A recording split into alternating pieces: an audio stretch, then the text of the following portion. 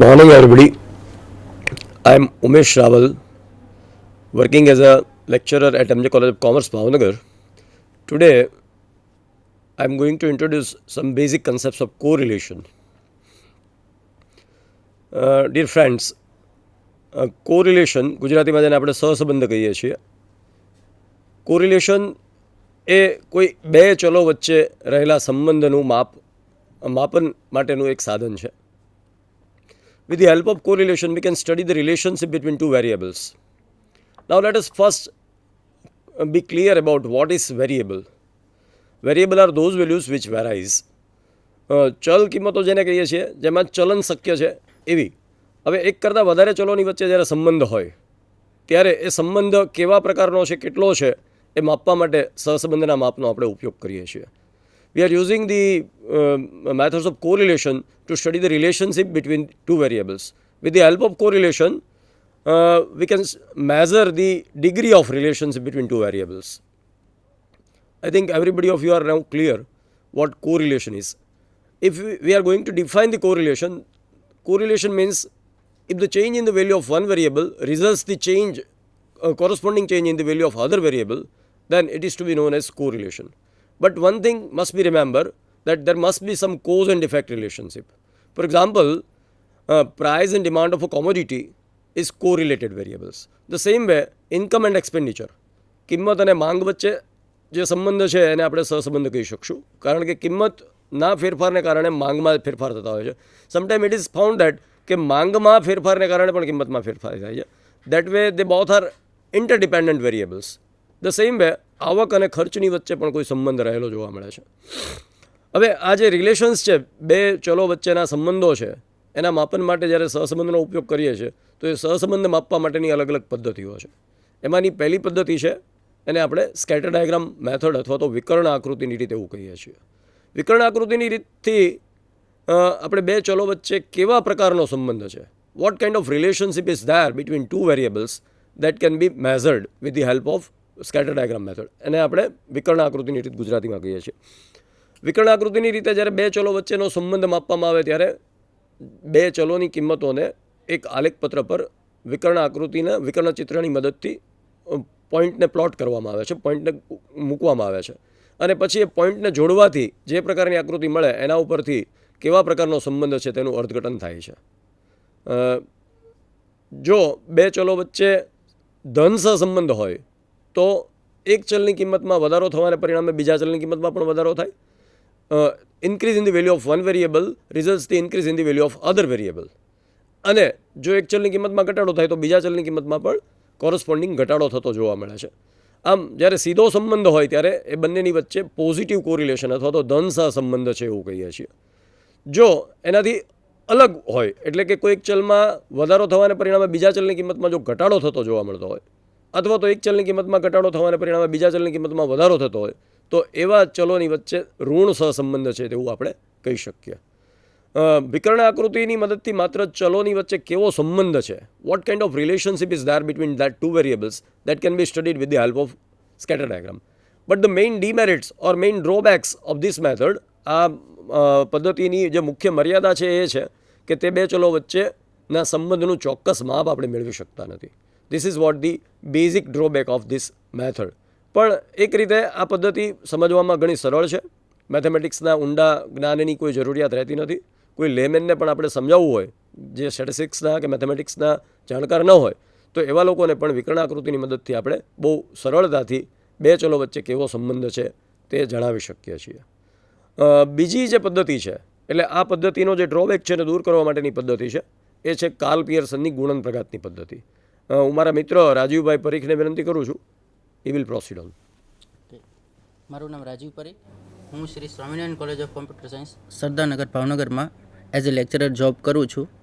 તો સૌથી પહેલાં આપણે કોરિલેશન સ્ટડી કરીએ એની પહેલાં જોઈએ કે બે વેરિયેબલ વચ્ચેનું રિલેશન હોય એને એક તો દિશા ડાયરેક્શનથી મેઝર કરી શકાય અને બીજું છે કે એની સ્ટ્રેન્થથી મેઝર કરી શકાય.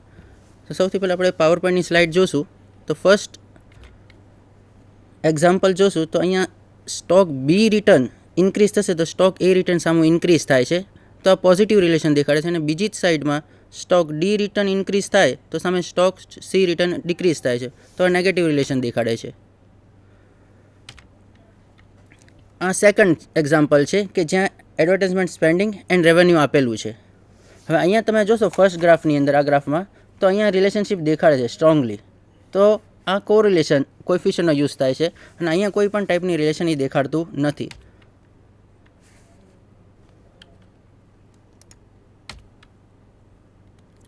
હવે આજના ટોપિકમાં મેં આ બે વસ્તુ લેવાના હતા, કોવેરિયન્સ અને કોરિલેશન.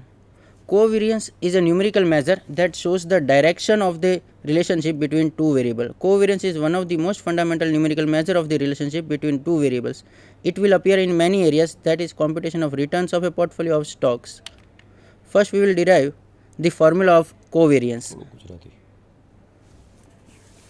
આ ગ્રાફમાં ફર્સ્ટ ગ્રાફમાં તમે જોશો કે અહીંયા બોક્સ 1માં પોઈન્ટ્સ વધારે છે અને બોક્સ 3માં પોઈન્ટ્સ વધારે છે, એટલે અહીંયા જેમ એક્સ ઇન્ક્રીઝ થાય છે એમ વાય ઇન્ક્રીઝ થાય છે. અહીંયા 4 પાર્ટ્સમાં ડિવાઈડ કરી નાખ્યું છે. આ એક્સ બારની વેલ્યુ રિપ્રેઝેન્ટ કરે છે ને આ વાય બારની. તો અહીંયા બોક્સ 1 અને 3માં વધારે પોઈન્ટ્સ છે એટલે આ પોઝિટિવ રિલેશન દેખાડે છે. અહીંયા બોક્સ 2 અને 4માં વધારે પોઈન્ટ્સ છે સેકન્ડ ગ્રાફમાં, તો અહીંયા નેગેટિવ રિલેશન દેખાડે છે. હવે આ એક્ઝામ્પલ લઈએ અને ફોર્મ્યુલા ડિરાઈવ કરીએ. અહીંયા ડેટા આપેલો છે નંબર ઓફ પ્રમોશન્સ અને રેવન્યુ ફ્રોમ ધ પ્રોડક્ટ એ. એટલે અહીંયા જેમ જેમ આપણને ખબર છે કે જેમ જેમ પ્રમોશન મળે એમ સેલેરી ઇન્ક્રીઝ થાય છે, એટલે બે વચ્ચે રિલેશન કેવું હોય, પોઝિટિવ. અહીંયા એનું સ્કેટર ડાયાગ્રામ ડ્રો કર્યું છે. એનું મીન છે એક્સનું મીન રેવન્યુનું 1305.6 છે, જ્યારે વાયનું મીન નંબર ઓફ પ્રમોશનનું મીન છે 12.11.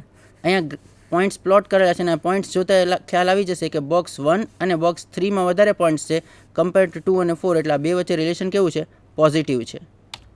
હવે આ પોઈન્ટ્સને આપણે કોવેરિયન્સ છે એની ફોર્મ્યુલા કઈ રીતે ડિરાઈવ થાય કે કોવેરિયન્સની ફોર્મ્યુલા કઈ રીતે બને એ જોઈએ. તો જો તો અહીંયા જોશો તો એક્સઆઈની દરેક વેલ્યુમાંથી એક્સ બાર માઇનસ કરીએ છીએ. હવે અહીંયા છે આ મીન છે વાયનું મીન, એની ઉપર આ પોઈન્ટ્સ આવે છે અને એ જ રીતે એક્સની પોઈન્ટ્સ છે એની રાઇટ હેન્ડ સાઈડમાં પોઈન્ટ્સ છે. એનો મિનિંગ શું થયું કે અહીંયા બંને ડેવિએશન કરશું એ પોઝિટિવ આવશે. એ જ રીતે અહીંયા એક્સના વાયના મીનની નીચેની સાઈડ આવે છે અને લેફ્ટ હેન્ડ સાઈડ આવે છે, એટલે આમાંથી જ્યારે આપણે ડેવિએશન ફાઇન્ડ કરશું, ડિસ્ટન્સ ફાઇન્ડ કરશું, that is y minus y bar કે એક્સ માઇનસ એક્સ બાર, બંને નેગેટિવ આવશે. અને એ જ રીતે બોક્સ 2 અને 4 જોઈએ તો એક પોઝિટિવ હશે, કારણ કે આ પોઈન્ટ આપણે જોશું તો એ મીનની ઉપર આવે છે, એટલે વાય માઇનસ વાય બાર કરશું તો પોઝિટિવ છે, જ્યારે એક્સ માઇનસ એક્સ બાર કરશું તો નેગેટિવ છે. અહીંયા કેવું છે કે એક્સ માઇનસ એક્સ બાર કરીએ કે વાય માઇનસ વાય બાર કરીએ, બંને પોઝિટિવ આવશે. એ જ રીતે અહીંયા બંને નેગેટિવ આવશે. તો આ બેનું મલ્ટિપ્લિકેશન કરીએ બે નેગેટિવનું તો પોઝિટિવ થશે, ને એ જ રીતે આ બેનું મલ્ટિપ્લિકેશન કરીએ તો પોઝિટિવ થશે. તો આ રીતે એની ફોર્મ્યુલા ડિરાઈવ થાય છે.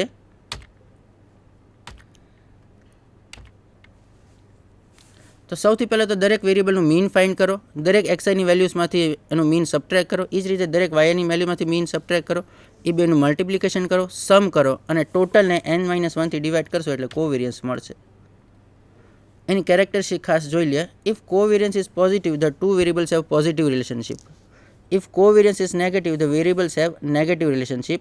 A large value of covariance does not indicate that the two variables have a stronger relationship. Next we go to correlation. અહીંયા સર હવે ઉમેશભાઈ કન્ટિન્યુ કરશે. You continue. Okay sir. When will be a correlation positive? So as is increase, અહીં graph ઉપર જોઈએ, અહીંયા જોશો તો as x increase થાય છે તો y ઇન્ક્રીઝ થાય છે, તો આ કયું રિલેશન થયું, પોઝિટિવ રિલેશન થયું. અહીંયા જોશો તો એઝ એક્સ ઇન્ક્રીઝ થાય છે તો વાય ડિક્રીઝ થાય છે, આ રિલેશન થયું નેગેટિવ રિલેશન. સ્ટડી કરવાની હમણાં જ સરે કીધું કે 3 મેથડ્સ કે સ્કેટર ડાયાગ્રામ, કાર્લ પિયર્સન અને Spearman method of rank correlation. In this method, in scatter diagram method, one variable is taken on x-axis, another is taken on y-axis, and for each pair of values, points are plotted in the graph paper. And the diagram formed by the points on the graph paper is known as scatter diagram method. These are the two examples. Here it is perfectly linear positive correlation, and here there is no correlation. Here strong positive linear correlation or moderate negative correlation. These are the example. Here r value is -1, that is strong negative correlation perfectly. Here r is +1, perfectly positive correlation, no correlation, r equal to 0. Here it is negative correlation, here it is positive correlation. અહીંયા મિત્રો જુઓ તમે R is equal two -1 આવે છે, એમાં તમને જે graph ઉપર બતાવી છે વેલ્યુઝ, એમાં એક્સની અને વાયની વેલ્યુની વચ્ચેનો ઇન્વર્સ રિલેશનશિપ છે એવું આપણે કહી શકીએ છીએ. એટલે કે વાયની વેલ્યુઝ અને એક્સની વેલ્યુઝ છે એમાં સામસામા વિરુદ્ધ દિશામાં ફેરફારો થતા જોવા મળે. જ્યારે એની બાજુમાં જે તમને પોઝિટિવ કોરિલેશનની ડાયાગ્રામ આપી છે, આર ઇઝ ઇક્વલ ટુ +1, તો એમાં એક્સની કિંમતોમાં જેમ વધારો થાય છે, એટ ધ સેમ ટાઈમ વાયની કિંમતોમાં પણ વધારો થાય છે. જ્યારે એના પછીની નીચેની જે બે સ્લાઇડ છે, આંશિક ઋણ સહસંબંધ અને આંશિક ધન સહસંબંધ, પાર્શિયલ નેગેટિવ કોરિલેશન અને પાર્શિયલ પોઝિટિવ કોરિલેશન, એમાં શું થાય છે કે એ બધા જ પોઈન્ટ્સ છે એ લાઇનની આજુબાજુ ઓન એન્ડ એવરેજ આજુબાજુ વિખાયેલા પડ્યા હોય છે. તો એના ઉપરથી આપણે એવું ડિરાઈવ કરી શકીએ કે જો ડાબી બાજુ ઉપરની તરફથી જમણી બાજુ નીચેની તરફ આવતા હોય પોઈન્ટ્સ, તો એ આંશિક ઋણ સહસંબંધ છે. જ્યારે એનાથી ઉલટું જો ડાબી બાજુ નીચેની તરફથી જમણી બાજુ ઉપરની તરફ જતા હોય તો એ આંશિક ધન સહસંબંધ છે. હવે આર ઇઝ ઇક્વલ ટુ 0 વાળી જે વાત છે એને જરાક આપણે વધારે સારી રીતે ક્લિયર કરીએ. R is equal to 0 it doesn't means કે એમના વચ્ચે સહસંબંધ નથી એવું આપણે નહીં કહી શકીએ. ખરેખર it shows the lack of linear correlation. એ સુરેખ સહસંબંધનો અભાવ દર્શાવે છે. એટલે બીજા કોઈ પ્રકારનો સહસંબંધ એમાં હોઈ શકે છે, પણ સ્કેટર ડાયાગ્રામની આ એક મર્યાદા છે કે એનાથી જ્યારે તમને કોઈ એક સુરેખ સંબંધ ન મળતો હોય તો એને આપણે આર ઇઝ ઇક્વલ ટુ 0 તરીકે ઓળખીએ છીએ. But actually it is lack of linear correlation. There might be some kind of curvy linear correlation. Okay. હવે Karl Pearson correlation coefficient method એ ફાઇન્ડ કરી હતી કાર્લ પિયર્સને, જેનું બોર્ન 1857માં થયું હતું અને ડેથ 1936માં થયું હતું. કોરિલેશન કોએફિશિયન્ટની વેલ્યુ ઓલવેઝ -1 થી +1 ની વચ્ચે હશે. -1 એટલે પરફેક્ટ નેગેટિવ, +1 એટલે પરફેક્ટ પોઝિટિવ, 0 એટલે નો કોરિલેશન. આ એની ફોર્મ્યુલા છે sigma x - x bar y - y બાર upon under root x minus x bar નો square upon n sigma y minus y bar નો સ્ક્વેર upon n. હવે x minus x bar y minus y bar એટલે શું? That is the covariance between x and y. તો અહીંયા જો અહીંયા direction આવી ગઈ છે. sx means standard deviation of x and sy means standard deviation of y. x અને y ના પ્રમાણિત વિચલનો છે. x અને y ના પ્રમાણિત વિચલનો છે. હવે એની આ બધી એની ઓલ્ટરનેટિવ ફોર્મ્યુલા છે જે યુઝ થાય છે. એમાં ફર્સ્ટ ફોર્મ્યુલા છે એ તમે આમ કોઈ પણ એક્ઝામ્પલમાં યુઝ કરી શકો, પણ જો એક્સ બાર અને વાય બારની વેલ્યુ ઇન્ટીજર આવતી હોય, ખાસ તો કે પૂર્ણાંકમાં આવતી હોય, ત્યારે આ ફોર્મ્યુલાનો યુઝ કરો તો તમને બહુ ઇઝીલી આન્સર મળી શકે છે. સેકન્ડ છે કે જ્યારે એક્સઆઈ અને વાયની વેલ્યુ સ્મોલ હોય કમ્પેરેટિવલી, ત્યારે આ ફોર્મ્યુલાનો યુઝ ઇઝીલી કરી શકાય છે. અને એ જ રીતે જ્યારે એક્સઆઈ અને વાયની વેલ્યુ ઘણી લાર્જ હોય અને તમને કોમન ડિવિઝર એક્સ અને વાયનો કોમન ડિવિઝર જો જોવા મળે તો આ ફોર્મ્યુલાનો આપણે યુઝ કરી શકીએ છીએ. આ એની ઓલ્ટરનેટિવ ફોર્મ્યુલા છે, ધીસ 2 અને આ થર્ડ. હવે આ મેથડ જે સિગ્મા યુવી વાળી જે ફોર્મ્યુલા છે એનો સામાન્ય રીતે એક્સ અને વાયની લાર્જ વેલ્યુ હોય ત્યારે યુઝ કરવામાં આવે છે, રાજુભાઈએ કીધું.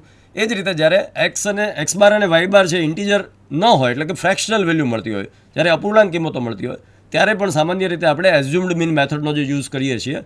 એટલે એક્સનો મીનને એઝ્યુમ કરી લઈએ છીએ, એનો જે મીન આવતો હોય એની આજુબાજુની કોઈ વેલ્યુને. એ જ રીતે વાયની પણ જે એકચ્યુઅલ મીન વેલ્યુ હોય એની આજુબાજુની કોઈ કિંમતને એઝ્યુમ, એટલે આ મેથડને સ્ટેપ ડેવિએશન મેથડ અથવા તો એઝ્યુમ મીન મેથડ, ધારેલા મધ્યકની રીત તરીકે પણ ઓળખવામાં આવે છે. અને આ મેથડનો સામાન્ય રીતે ઉપયોગ કરવાથી આપણે વધારે ઝડપથી ગણતરી કરી શકતા હોઈએ છીએ. હવે કોરિલેશન ઇન્ટરપ્રિટેશન. યુઝ્યુઅલી કોરિલેશન છે એ -1 થી +1 જ હશે. જેમ +1ની નિયર બાય હશે એમ સ્ટ્રોંગ પોઝિટિવ હશે, અને જેમ -1ની નિયર બાય હશે એમ સ્ટ્રોંગ નેગેટિવ રિલેશન હશે. અહીંયા થોડાક ઇન્ટરપ્રિટેશન આપ્યા છે કે -1 થી 0.7ની વચ્ચે હોય તો સ્ટ્રોંગ નેગેટિવ એસોસિએશન છે, -0.7 થી -0.3ની વચ્ચે તો વીક નેગેટિવ એસોસિએશન છે, -0.3 થી +0.3 છે તો લિટલ કે નો એસોસિએશન કહી શકાય, અને +0.3 થી +0.7 વીક પોઝિટિવ છે, અને +0.7 થી +1.3 સ્ટ્રોંગ પોઝિટિવ એસોસિએશન જોવા મળે છે. ફર્સ્ટ એક્ઝામ્પલ, અહીંયા એક્સ અને વાયની વેલ્યુઝ આપેલી છે. હવે આપણે ફર્સ્ટ ઓફ ઓલ એક્સનું મીન દેટ ઇઝ 52 આવે છે અને વાયનું મીન 107 એ ફાઇન્ડ કરવાનું. એમાં એક્સનો ટોટલ કરવાનો જે 468, વાયનો total 963 divide by total number of observation, એટલે એક્સ બાર ઇક્વલ ટુ 52 આવશે અને વાય બાર ઇક્વલ ટુ 107. હવે આપણે દરેક એક્સઆઈની વેલ્યુમાંથી એક્સ બાર માઇનસ કરવાનો. એ જ રીતે વાયની વેલ્યુઝમાંથી વાય બાર માઇનસ કરવાનો. પછી એક્સ માઇનસ એક્સ બારની જે વેલ્યુઝ ફાઇન્ડ કરી એનો સ્ક્વેર, વાય માઇનસ વાય બારની વેલ્યુ ફાઇન્ડ કરી એનો સ્ક્વેર, અને બેયનું cross multiplication x minus x bar y minus y bar, બધાયનો ટોટલ કરવાનો. એક તમે ખાસ આ મેથડની અંદર જોશો કે અહીંયા ઇન્ટીજર આવ્યા છે એક્સ બાર અને વાય બાર, એટલે સિગ્મા એક્સ માઇનસ એક્સ બાર અને સિગ્મા વાય માઇનસ વાય બાર ઓલવેઝ 0 આવશે. જ્યારે પણ એક્સ બાર અને વાય બાર તમને ઇન્ટીજર મળે અને તમે એક્સઆઈમાંથી એક્સ બાર માઇનસ કરો અને વાયઆઈમાંથી વાય બાર માઇનસ કરો તો એને ટોટલ હંમેશા 0 આવે છે. એટલે મધ્યકની એક ખાસિયત છે કે જ્યારે કોઈ પણ વિચલનો એટલે કે ચલનો જો મધ્યકમાંથી લીધેલા હોય તો એનો સરવાળો સિગ્મા એક્સ માઇનસ એક્સ બાર અને સિગ્મા વાય માઇનસ વાય બાર હંમેશા શૂન્ય થાય છે. હવે જો શૂન્ય ન થતા હોય તો તમારી ગણતરીમાં કોઈ ભૂલ છે, સો યુ કેન કરેક્ટ, તમે ત્યાં સુધાર કરી શકો છો. પછી આપણે અહીંયા ફોર્મ્યુલાનો યુઝ કર્યો છે sigma x minus x bar y minus y bar, અને એની વેલ્યુ સબસ્ટિટ્યુટ કરીને આર ઇક્વલ ટુ 0.75, એટલે એ strong relation, positive relation represent કરે છે. સેકન્ડ એક્ઝામ્પલ છે કે જ્યાં અહીંયા following data relates to score obtain by 7 students in 2 subject in a weekly test of 20 marks. અહીંયા જોશો તો એક્સ અને વાયની વેલ્યુ સ્મોલ છે, એટલે આપણે આ મેથડ્સનો યુઝ કરીને આપણે ફાઇન્ડ કરીએ છીએ. એક્સ સ્ક્વેર કરવાનું first column, second column y સ્ક્વેરની બનાવીને થર્ડ કોલમ એક્સ વાયની, એક્સની બધી વેલ્યુઝનો સ્ક્વેર, વાયની બધી વેલ્યુઝનો સ્ક્વેર અને એક્સ અને વાયની બધી વેલ્યુઝનું મલ્ટિપ્લિકેશન, અને પછી બધાનો ટોટલ, અને પછી આ ફોર્મ્યુલાનો યુઝ કરીને આપણે એટલે આને ડાયરેક્ટ મેથડ પણ કહેવામાં આવે છે, સીધી રીત કહેવામાં આવે છે. સ્પીયરમેન પર સીધા વ્યા જઈએ. હા, એક લઈ લઈએ ખાલી સર. અહીંયા તમે જોશો તો એક્સની બધી વેલ્યુઝને 50થી ડિવાઈડ કરી શકાય છે અને વાયની બધી વેલ્યુઝને 100થી. અને કોરિલેશન કોએફિશિયન્ટની એક પ્રોપર્ટી છે કે correlation is independent of origin and independent of scale. અહીંયા જશો તો કોમન 50થી ડિવાઈડ કરો કે કોમન 100થી ડિવાઈડ કરો તો કોરિલેશન કોએફિશિયન્ટનો કોઈ ડિફરન્સ નહીં આવે, અને સબટ્રેક્ટ કરશું તો એ ડિફરન્સ આવશે નહીં. આ એની ફોર્મ્યુલાનો યુઝ કરીને આર પરફેક્ટ પોઝિટિવ કોરિલેશન આવે છે. સર